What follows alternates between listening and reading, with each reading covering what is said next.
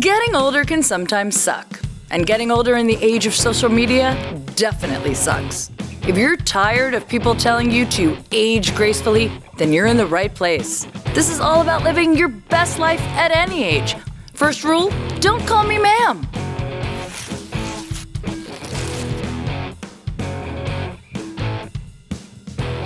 Hey everyone, I'm Jodi Miller, and this is Don't Call Me Ma'am. Don't Call Me Ma'am. I am so excited about my next guest, and I know I say that about every guest, but this time I actually mean it. I have known her for, honestly, it's probably over 15 years, and we just run into each other constantly, or we work together on something, and it's amazing. She has a long, incredibly impressive career in comedy, which as a female in the comedy world has always just been, so impressive to me. And I look up to this person so much. And she also has great hair, and we're going to get into that. As I touch it. Yeah, touch it. She was a talent booker for Letterman, a producer, VP of development at Comedy Central. She is the co-founder and CEO of Comedy Gives Back, which we're going to talk about, which is an amazing organization, which I have done shows for. She's also the let me try that again.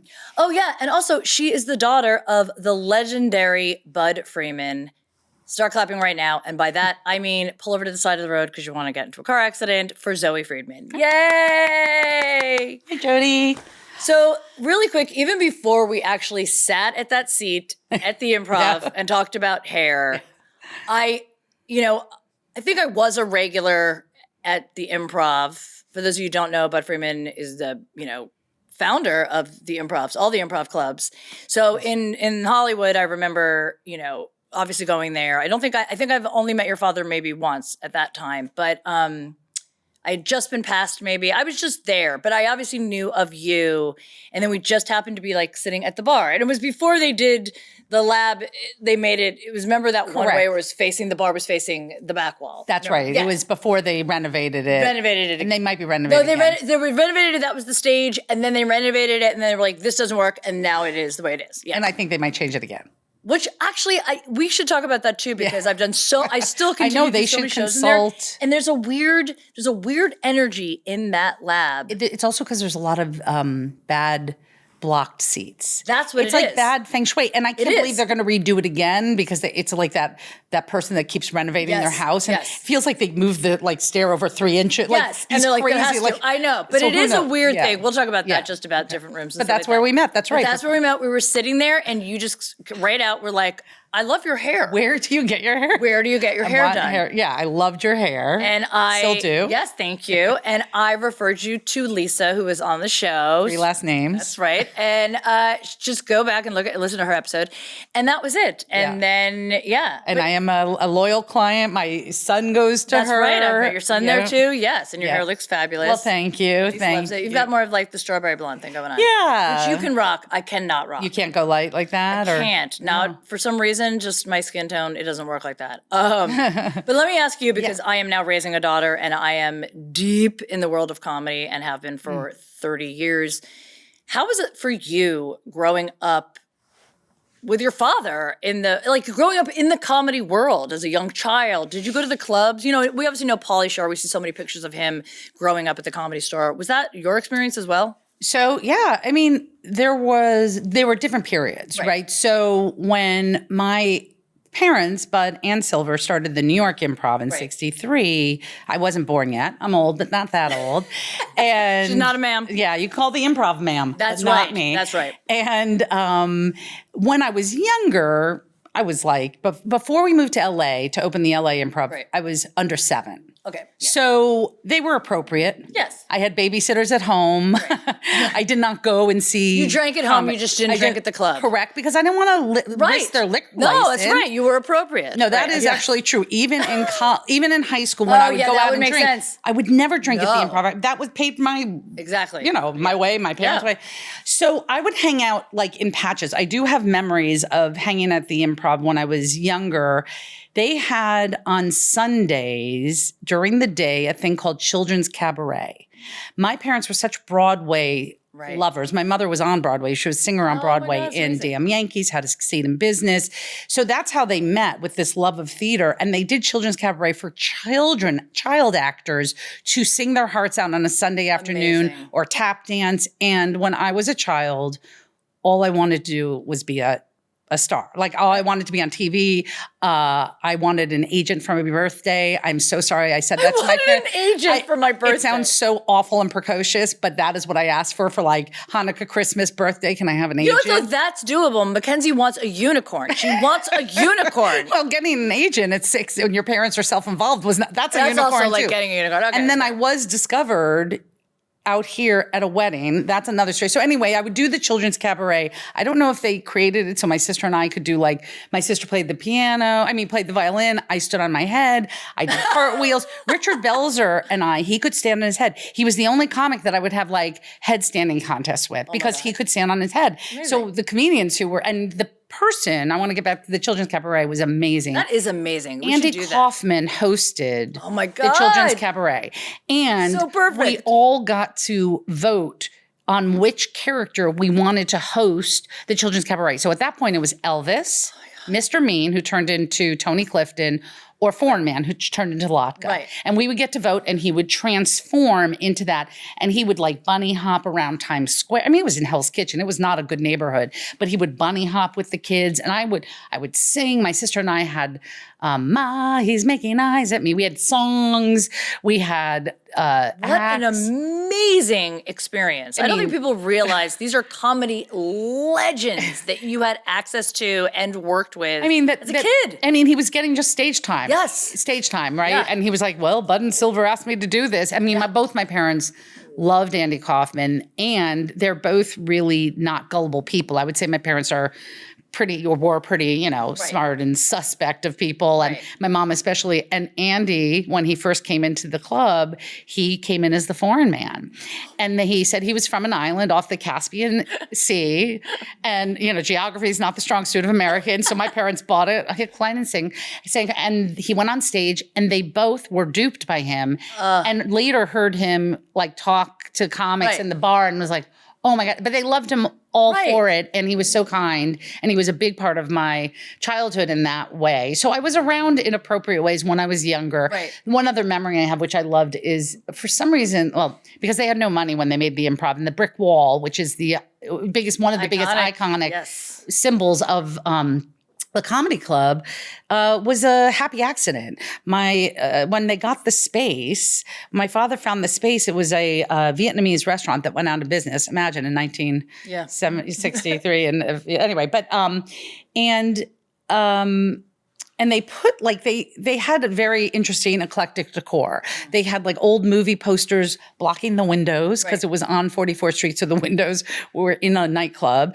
They also served lunch for a while, and they had taxidermied heads. My dad would go to these auctions, and those beautiful like break pieces behind the bars. They would go get them at the Connecticut farm or estate sale or whatever. And they had like this taxidermied deer head in the showroom, and it had a speaker in it. And my dad would so my sister and I, the women's room was through the showroom. So during the day, if we were hanging out at the club, we'd go to the bathroom. My sister and I would go in the showroom.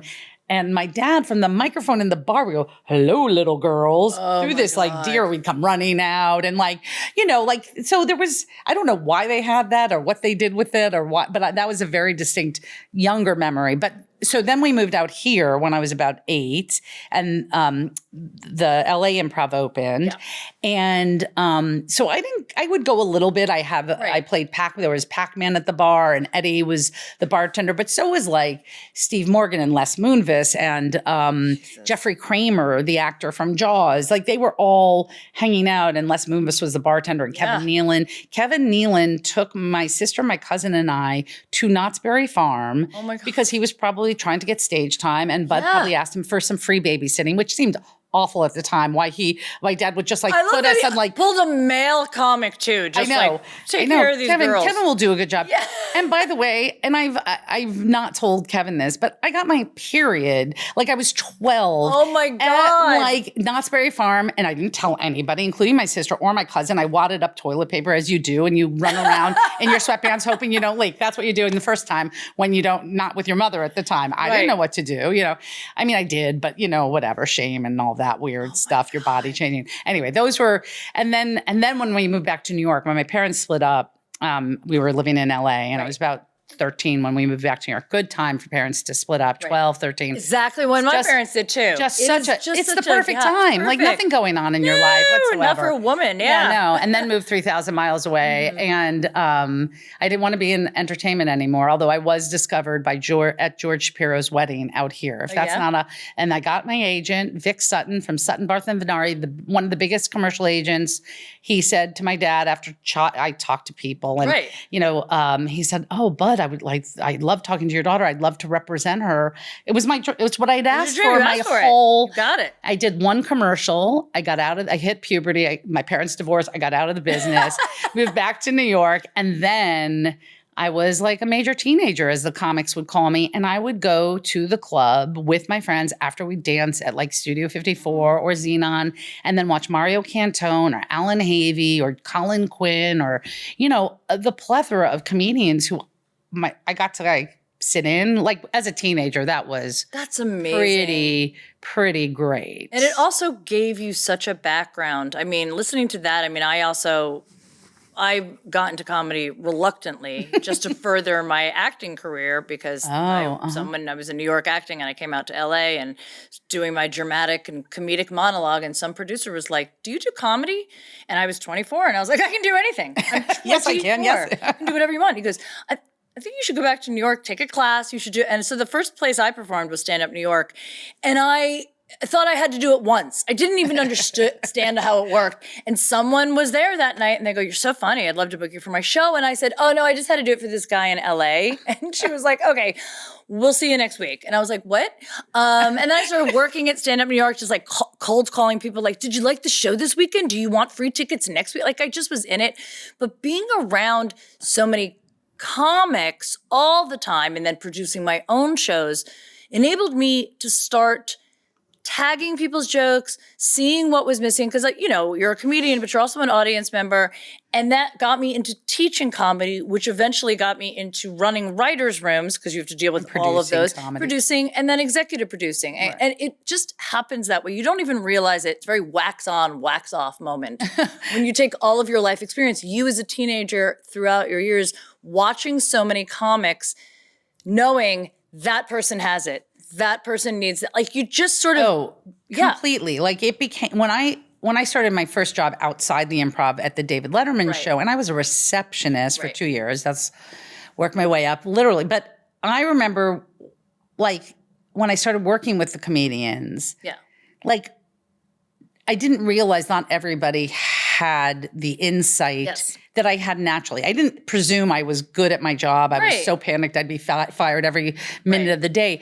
But what I realize is I had the ability to understand the psyche of comedians because I had seen the underbelly. I'd seen the process. I wrote my college essay on it. Oh, wow. And I paralleled it to not making the volleyball team my freshman year and the hard work. Devastating, guys. It was devastating, but I did make it sophomore and I was captain. And by the way, it was athletics at my 81st and West End school was not the strong suit. So we didn't even have a regulation size gym, but I was captain by the time. But I did say there are people who just have it. I mean, you see people and they just have funny in their bones. They might be lazy and not succeed, but they're funny in their bones. And then there are people who work hard, and then there are people who are funny in their bones who work hard, and those are the people who work ethic and talent. There's no stopping. Absolutely. But then there are people that really, really have it and are very self-destructive. Well, that's right. And are and lazy and scared of succeeding and all of that. Right. But I did write my whole college essay on it. I got out of 6 out of 7 colleges because it was, I think people remembered, wow, stand-up comedy and comparing seeing a comic work on a joke and change a word. And then have the joke work and seeing that process. And ultimately that is how, and what I did with comedians when I booked and produced for Letterman. I would book a comic after many auditions and said I was not the gatekeeper, the power keeper. I had to show him to when I first started Robert Morty, and then other people down the line after he left. But I would go set by set and talk about maybe you should open with that. Maybe you can close with that. And as you know, comics are incredibly willful. And I would fight with a lot of them. And I was very young in my career. And I would have a lot of mostly men yelling at me, kind of going, that joke kills. That's my closer. And I said, listen, I don't know your act as well as you. Like, this is how I knew how to, I think, speak to comics. I know your act because we've worked on it, and now I've seen versions. I know you know your act better than I will ever know your act.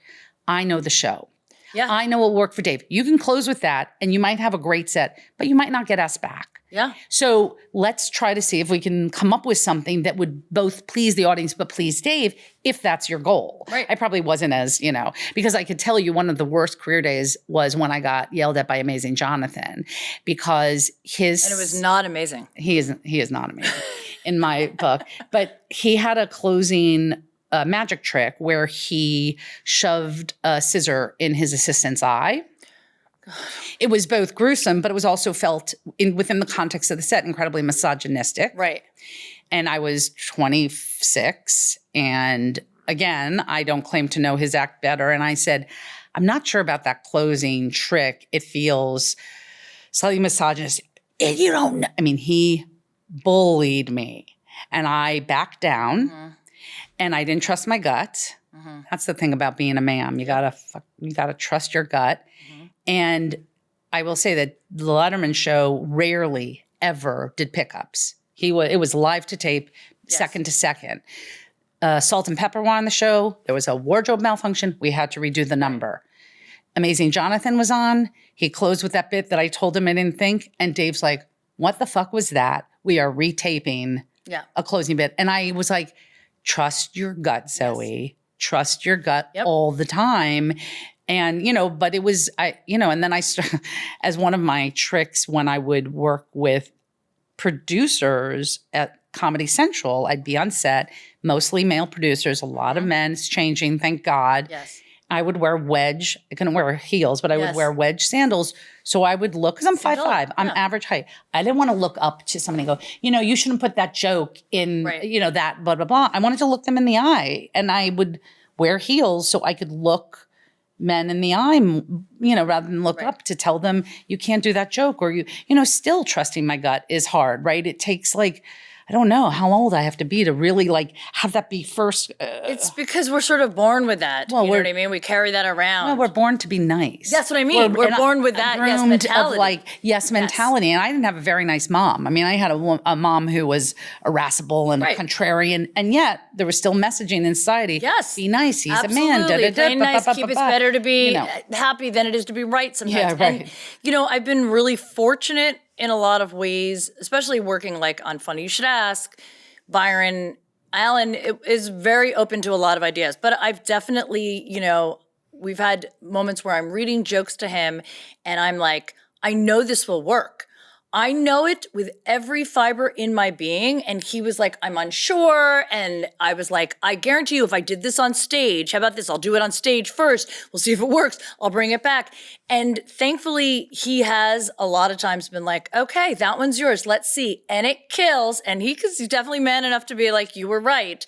And it's one of those things where maybe when a younger version of myself would have been like, okay, yeah, whatever, fine, you're right. Whatever. I'm not right. But when there's certain things that I'm like, when I'm working with comics too, if I'm helping, they hire me to help them with their sets, to coach them, to write with them, I will be like, look, I'm not just saying this from a comic who has, almost 30 years of stage experience. I've also seen a lot of comedy. So I know everybody has to authentically be themselves. I'm not trying to ask you to be somebody different, but I'm telling you, if you switch it a little bit, if you say something a little bit different, you won't alienate this group of people. It will come across like this. I definitely really tell them, I'm telling you from not just a comic's point of view, not just somebody who works on a television show too, I'm telling you from an audience member. If I was just sitting in the audience and I saw that joke, this is how I'd feel. So maybe if you switch that and you just try it once, and 9 times out of 10, they're like, you were right. And boy, that's hard for them. It's really hard for them. It's, I think it's getting slightly that's right. Slightly and I better. think I can't imagine not taking your note in that context, in that scenario, because producer, writer, comic, audience. Yes. And like you are one of them. Yes. I wasn't, right? Yes. And comics, right. and even though I'm an insider, right. I'm not they're not super easy to deal with. Yes. And I love working with them, by the way. I mean, it was booking comics for Letterman was my favorite job. And if I could have stayed just doing that, but unfortunately, I had to book celebrities too, and that was fucking awful. Oh my God, that sounds terrible. But comics are great, and they are. And it was the piece that Dave cared about so much. He didn't care about the third lead in a Miramax movie. We know now why Harvey did, but Dave didn't. Yeah. But he cared about comics, and it was both the most exciting, best part of my job and the best job I've ever had because it meant so much to him, and it meant so much to comedians to give them that first set that can change because it had a different significance. Back then, it could definitely change your life. And it was right now. Well, what's going with late night? I mean, just post something on TikTok and you're a star. But I mean, the game has changed. I'm sure you've seen it. It's changed though for women too. What was it like? I'm sure you probably booked far less women on Letterman. I am embarrassed to say how few. It's upsetting. It is upsetting. And look, that's a place where I wish I had the gut, the wherewithal, the awareness to think. I think it was more like I could make a difference. I could bring in women that could also be. Not that Dave ever said it. It wasn't. But it was harder to get women through. It's almost like a self-selection thing. Right. It is shifting now, and the numbers are different. Yes. I don't mean in terms of booking, but in terms in the world of comedy. The world of comedy. And I tell people too, I'm like, the misconception that men are funnier than women only comes from that there were more of them. So if you go to the Improv and there are 10 comics on the lineup, 7 of them are men and 3 are women. 2 of the women aren't great. 1 woman's amazing. Right. But 4 of the men are terrible. 3, you're still going to think men are better. It's just a numbers game. That's and people don't realize that. And it is changing. And I remember when I was coming up, and it's so funny, like looking back, it took me a long time to finally embrace the stand-up world. And I think some people are born stand-ups and some people are born performers. And I was born a performer. So I really wanted to further my acting career. I didn't even realize that I wanted to further my writing career. And all of these things work together in tandem. But so a lot of things rolled off my back, which I'm kind of happy for. I didn't strive to get past at any clubs. It just happened. So when it happened, I was like, wow, that was kind of all right. I didn't even know. You know what I mean? And it was all good and fine. But like looking back at that time, I didn't see a lot of the walls that were put up for women. A lot of people were like, why are you wearing makeup? Why are you doing that? You got to just, dress like a guy or whatever. And I was like, no, I like to be pretty on stage. I like to just feel like myself. Yeah. So myself wears makeup, so I'm going to wear a full face of makeup because a lot of women when I was starting up in New York and coming out here, they look like they just got out of the gym. Their hair was in a ponytail. They're in a zip. I'm like, they're doing the Sarah Silverman. Exactly. And Sarah Silverman is Sarah Silverman. And she's gorgeous. And she's gorgeous. Makeup. Right, but and that's who she is. Organic. That's who she is. That's who she is. She's all that 100%. That's who she is. And that's what I say. When I work with people, you have to be who you are organically. Agreed. I'm also a tomboy that loves to have my hair look good and my makeup look good. That's always who I am. And that's, you know what I mean? Like I kept that about me. And not to keep going back to Letterman, but this authentic piece of it, one of the requirements of comics is that they would wear nice clothes. Yeah, of course. Well, yes, television. On television. But it was the wrong advice for like a Dave Attell. Right. He looked like he was in an oversized bar mitzvah suit, and he did well, but he didn't do as well because he wasn't his authentic. Didn't feel comfortable. And I wish I went back to Rob at the time, or to whoever was my boss at the time, and said, I think Dave would do better in like a button down, and like he will be respectful. He's not going to wear what he wears on stage, and I didn't, and he did fine, and Dave Attell's doing just fine, but. I see it in the past and go, God, why did I force him in that? He could have looked nice. Right. I mean, I totally get that because I've performed, several times in dresses and I don't like it. Yeah. And the truth is that, especially when I'm teaching younger comics, I want comics to listen to this, younger comics that are listening and or watching this. You have to authentically be yourself. That is the number one thing. There's an exception to every rule in comedy. You're going to hear people say, don't talk about this, talk about that, do this. authentically being yourself is the one rule I would say you have to do if you are going to be successful. Because if you're not, and I see a lot of comics, a lot of younger comics on stage doing what they think the audience wants, whether it's like a shock humor or talking about something, and I always compare it, sorry Hugh Grant, but I compare it to Hugh Grant dancing in any movie. He knows he has to, but he's so uncomfortable that you're watching it like, watch Love Actually now, people, and you're gonna be like, oh God, stop dancing. You know he didn't want to do it, but that's what it's like when a comic is not authentically themselves on stage. When a girl is like, so I just was like blowing a guy in a car. I'm like, you don't blow guys in cars. I blow guys in cars. Like everybody. That's my opener, lady. And when I say it, it sounds real. When this other girl over here says it, I'm like, do you though? Do I buy it? Yeah, because I don't believe it. You seem like you're trying to be somebody that we want. So yes, dressing the way you're most comfortable. Right. I always tell people that. I'm like, dress the way you want to dress. And I definitely see girls that are like, have a lot of cleavage or whatever. And I'm like, look, you can totally wear that.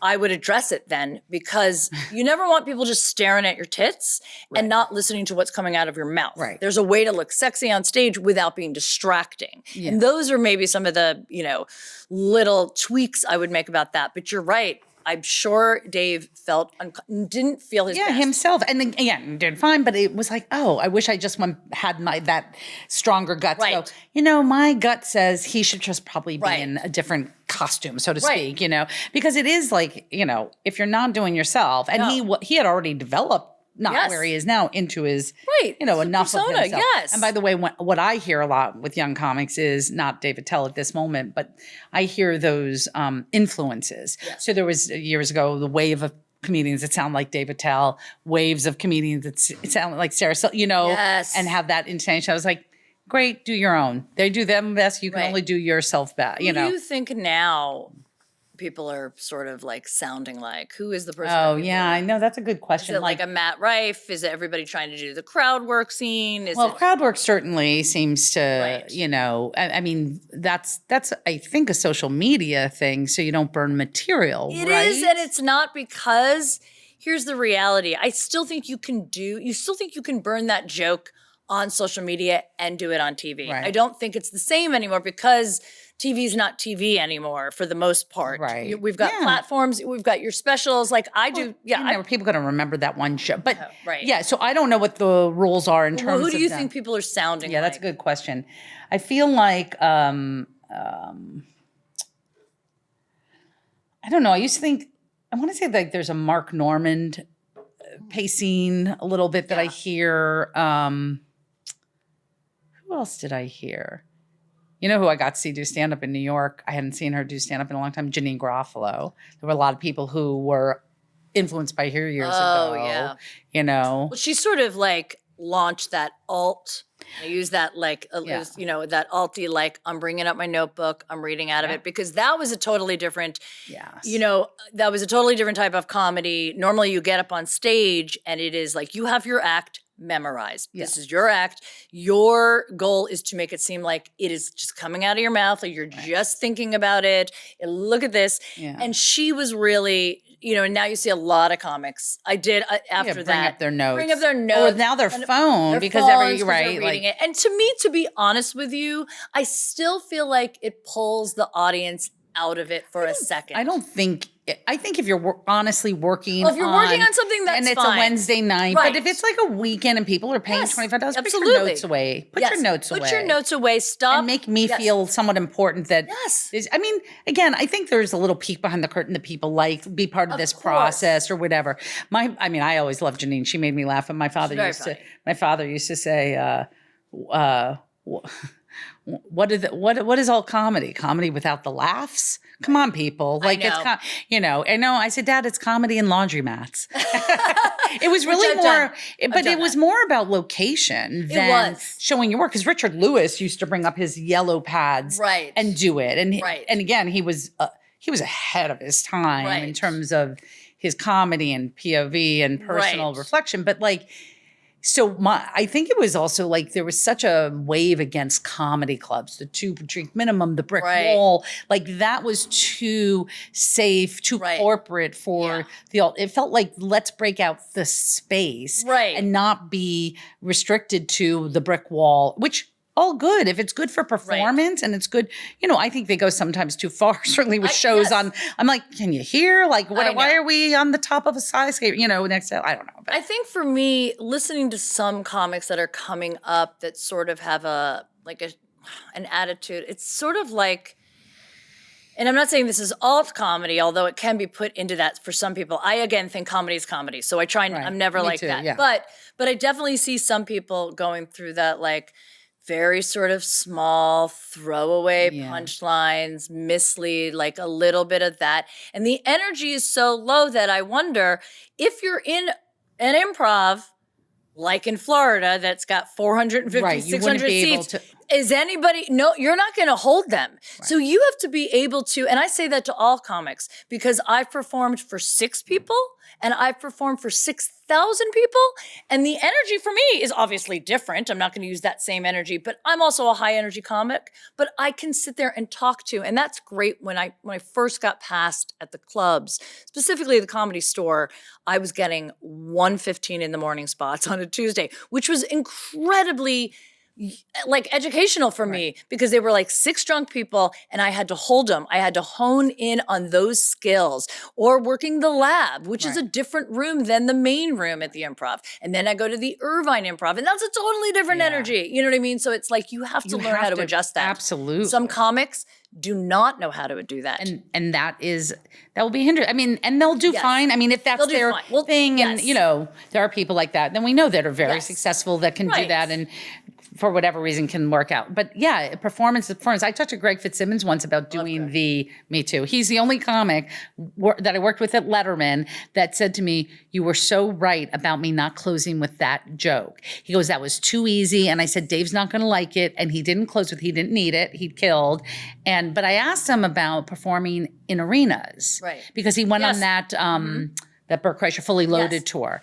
And I said, how different is that? Like 16,000 versus, and he's not a small act in the sense of low energy. He goes, it really isn't the same. My output, maybe it's a little slower because it takes a little bit to get. He said, but really nothing. And that was surprising to me, because I would think the output change of 6 people to 60 maybe is different than 60 to 600 might be the same. But he was like, it was all the same for him in the sense of what he did. He said it was funny. He went up to the top layer after his act and watching on Jumbotron. Right. And that's an interesting thing for comedy, because that's like music or sports. And so he said, when I went upstairs to the top loge or whatever, he goes, people were like, oh my God, Greg. He goes, because I think I was so big. On the Jumbotron. If you were like in the orchestra and saw me, I would just be a normal comic. But because they saw me on the Jumbotron, they were like, there's that rock star. It was really, he thought that was an interesting That is really interesting. But also what you said with the delayed pacing, laugh. I did with Eliza Schlesinger, we did. I think women sound like her sometimes. Yeah. Comedians, voices. Absolutely. Yes, absolutely. Sorry, didn't mean although people say that her and I sound alike, you know what I mean? That's, you know what I mean? We just sound like, we're besties. So, but I mean. All women, female comics sound the same. We sound the same, guys. We talk about our period. I don't get my period anymore, so don't worry about that. Don't worry. Don't call me I am. I said it once on at Knott's Berry Farm with Kevin Nealon. That's the last mention. Period. Yeah. But I remember we did a theater in Canada, and it's, wasn't my first experience with a massive, and when I do military tours, I have the same experience too. When you say something and you're not actually hearing the laughter right away, it can fuck with your head, because you're like, are they even liking it? But it takes so long for that laughter to get up to the stage, and then it's like a little bit delayed. And then that's where your experience comes in, like, just keep going. This inside and out. It's a dance. You've got it. You can pause. You can wait. You know what's happening. You know what I mean?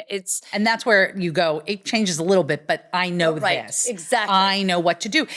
I can do this because I am a skilled, that's what we get to friggin' be as we get older. Yes, that is the great thing about that.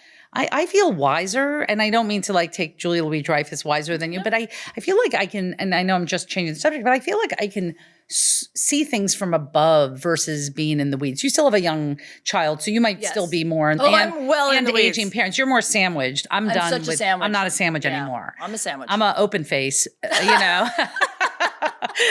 who doesn't love an open face sandwich? Right? But it allows me to be able to kind of connect things in a much, and I'm 57, so I'm a little bit older than you. But not much. Not much, but I mean, I listen, so I know how old you are.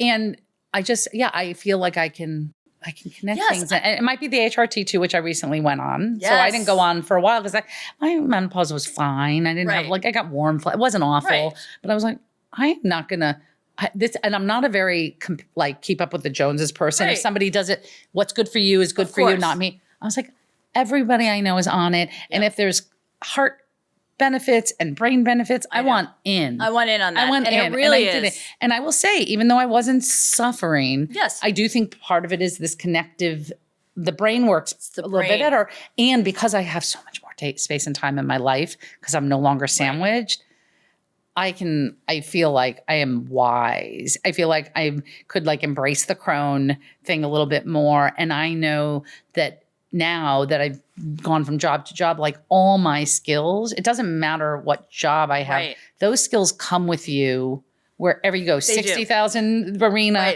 sitting with producing a show. Yes, we don't get to be the name of our show. You get to be you as a producer, you as a booker, whatever it is. Me as a executive director of I mean, the fact I'm running a nonprofit is crazy to me because which I'm going to talk about. But I wanted to say with the HRT, which I think some people don't even realize that they're suffering. I'm not saying they're suffering. Totally. But you don't even realize that because we get comfortable. We get comfortable with the new norm. Every day that I'm a Gen lower X. back. I like to suffer. So I like I'm to grin and bear it. Right. I'll make it. I'll get through this. I'll power through grind this. my teeth. I'll power through this. I can't I don't need help until I work really hard. I don't need help. I don't need help. I can do it alone. Right, exactly.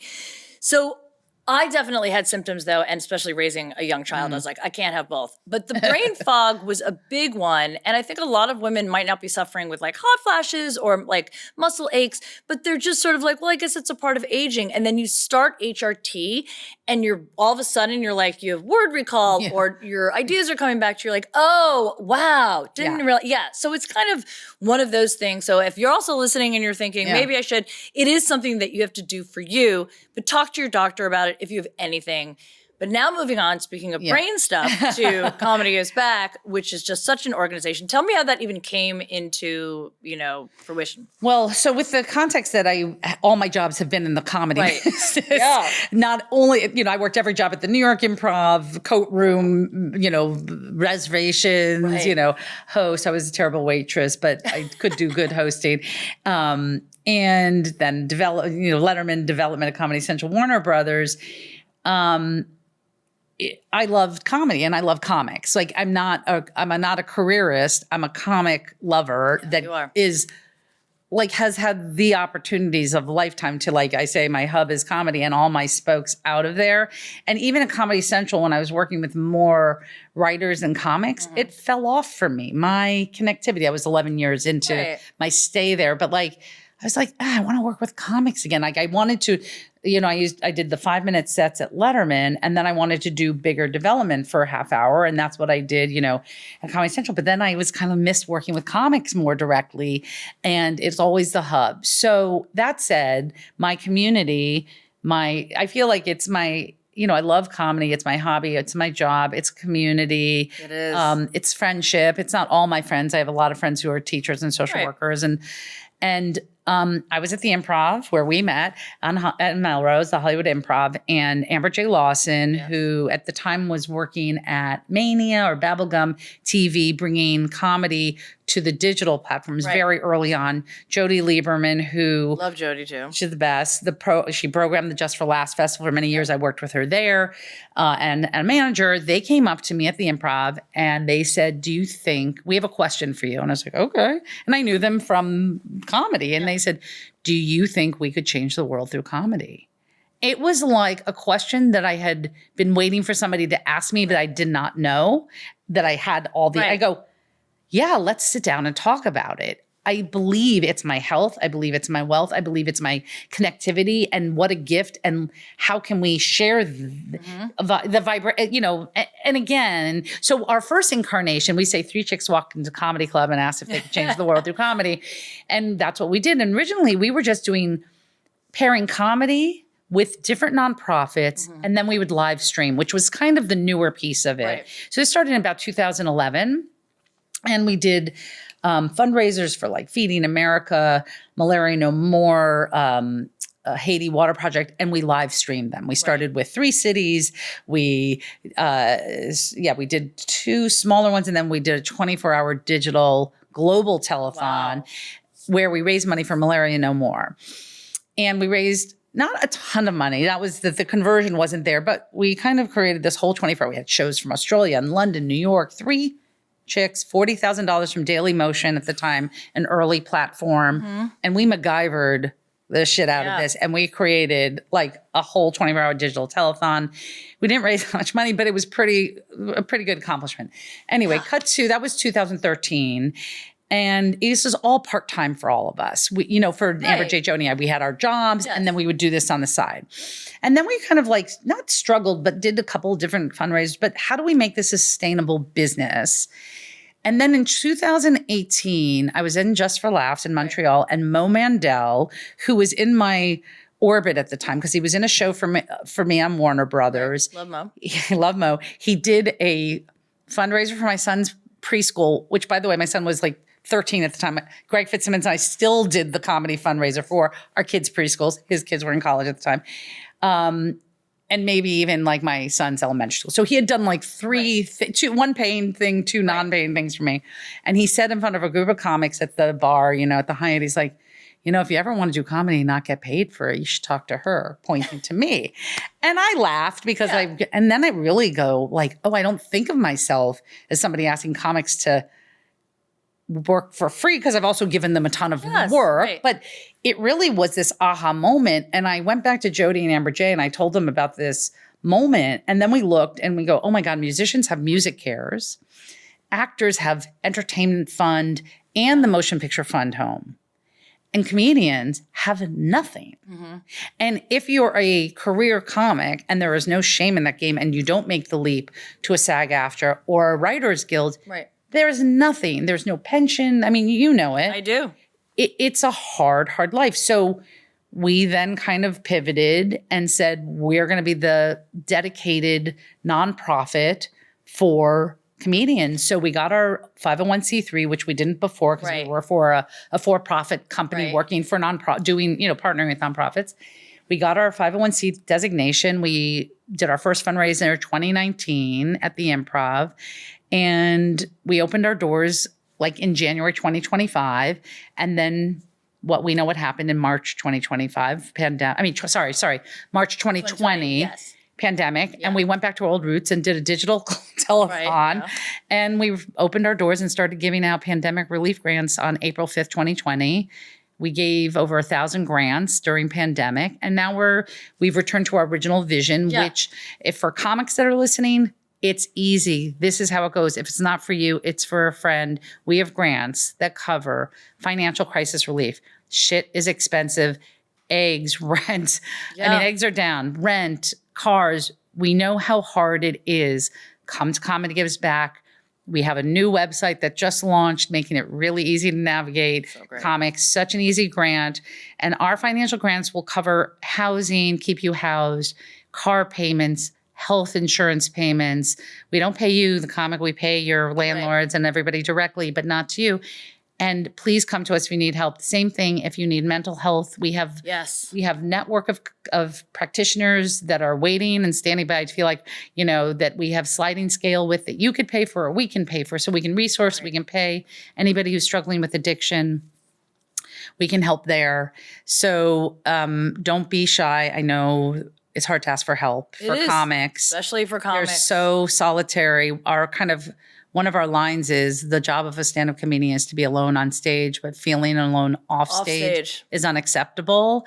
And comics like to be alone. It's hard to get them asking for help, but it's changing, I think. It is changing for sure. Yeah. And clubs offer, free therapy now, and you guys do. I mean, it's finally on the forefront because nobody would talk about it before. And what made them so miserable off stage that usually made them so phenomenal on stage.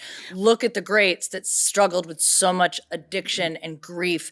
Off stage, they were really crumbling and taking their lives. On stage, they were destroying crowds. Yeah, exactly. And I know there's I'm curious, do you feel if you're fixed, you can't be funny?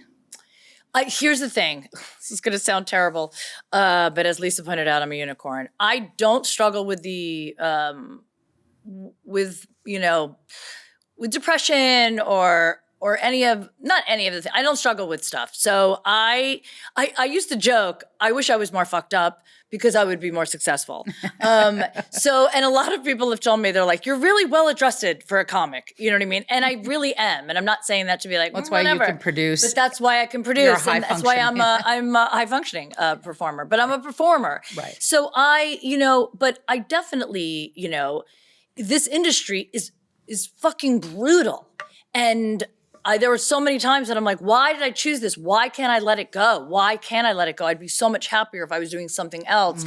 But, in reality, this is all I want to do. But I also worked with, middle school students, and I was teaching them stand-up. I was doing that, free at like schools that were, urban. I did that too. It was so much fun. Too, yeah. But I realized what a great way to use comedy to help. I mean, I've worked with, with veterans, with people with PTSD, because comedy heals on so many levels. On so many levels. That it's comedy is also the great connector.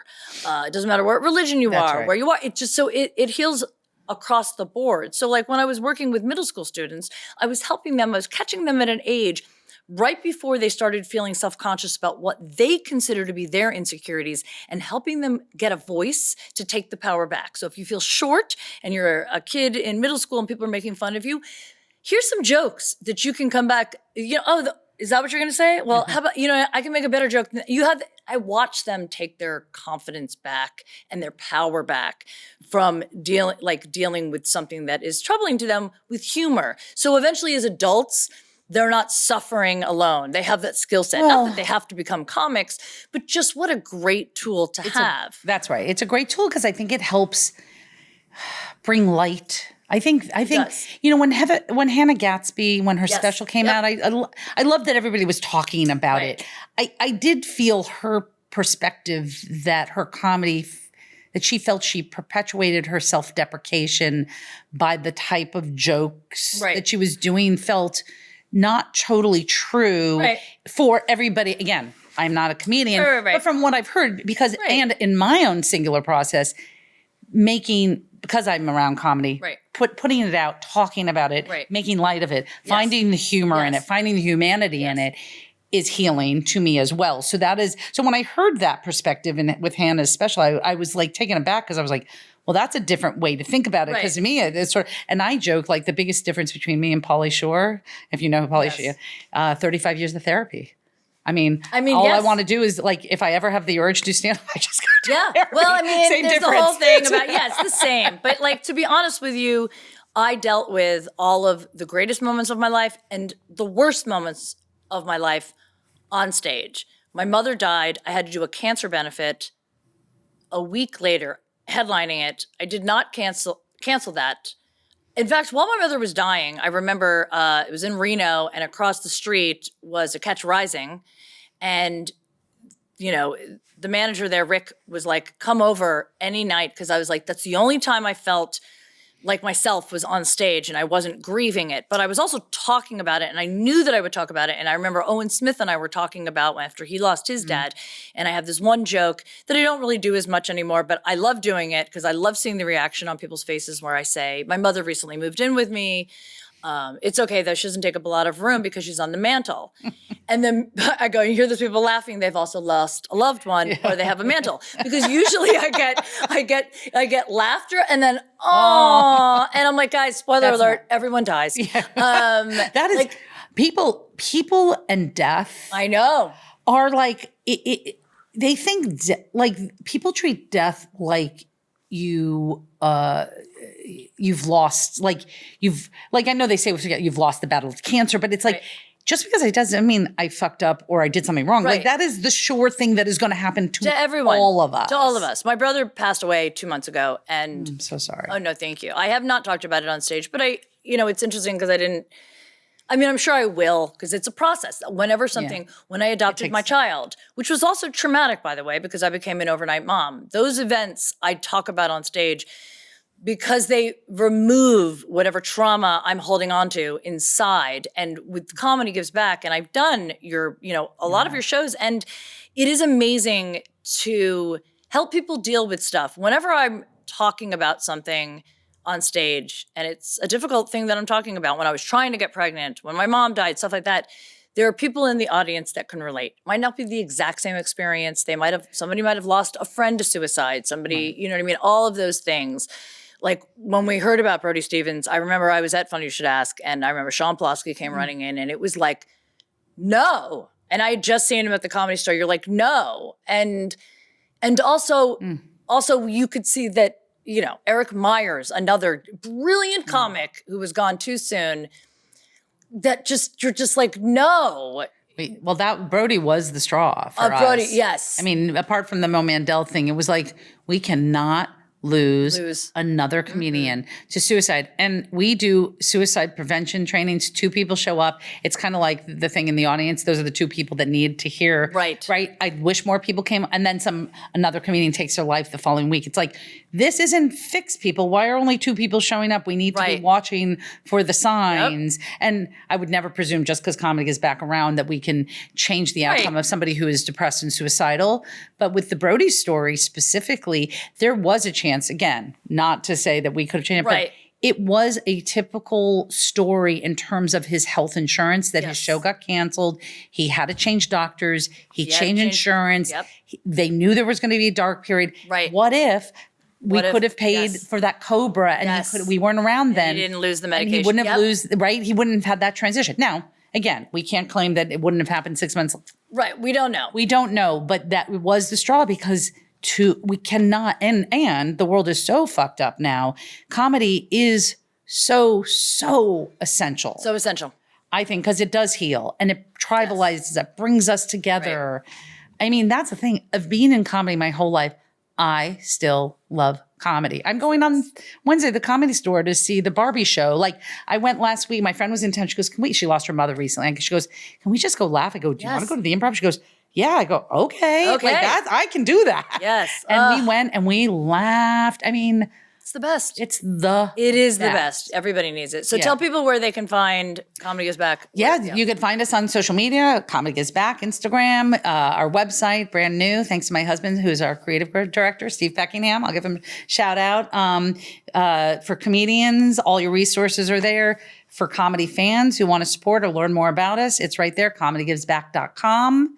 We will list everything. And if you're somebody who's listening and you need help immediately and you're going to be unhoused or you need therapy or chemical dependency, email info@comedygivesback, and we are set up for working and turning things around quickly. So don't not come to us because absolutely. You feel we'll take care of you. And if you are a single man, age appropriate, maybe not even age appropriate, that wants a single mother of a toddler, you can also just contact me. You can just show up, actually. Just show up at my house. I'm going to say that of the single parents and moms that I know, dating them would be quite good. Yes. Because you know. Zoe Friedman endorses that. I'm just saying, like, they have a lot going on. Yeah. They need somebody for, like, some fun. Yeah. I need a little release at the end of my day. That's right. Not necessarily super duper commitment. Whatever Jodi wants, Jodi should have if that's what she wants. That's right. But that's a good. I need a release. The only thing I ask is don't call me ma'am. Don't call us. Guys, thank you so much. Make sure you subscribe, like. New episodes come out every week. Thank you guys. Yay! Thanks for tuning in to Don't Call Me Ma'am. Don't forget to subscribe and like so you never miss an episode. See you next time.